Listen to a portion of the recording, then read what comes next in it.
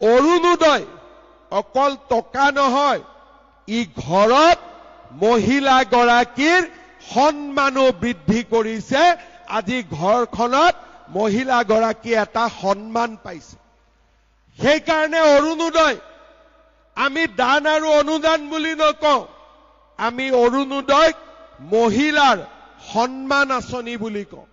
কাৰণ ই ঘৰখনত মহিলাৰ সন্মান বাঢ়িছে। আৰু ঘৰত যেতিয়া মহিলাৰ সন্মান থাকে, ঘৰুৱা কাজিয়া পেচাল কমি যায়, ল'ৰা ছোৱালী শিক্ষিত হয়, সমাজখন আগবাঢ়ি যায়। যোৱা 5 বছৰত আমাৰ অসমত মহিলাৰ বিৰুদ্ধে হোৱা অপৰাধ কমিছে, অভিযোগ কমিছে।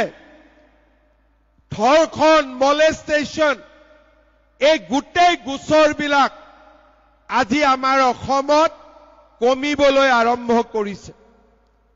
কিহৰ কাৰণে? সকলোৱে দেখা পাইছে যে এইখন চৰকাৰে মহিলাক মাতৃ বুলি সন্মান কৰে, ঘৰৰ লক্ষ্মী বুলি সন্মান কৰে।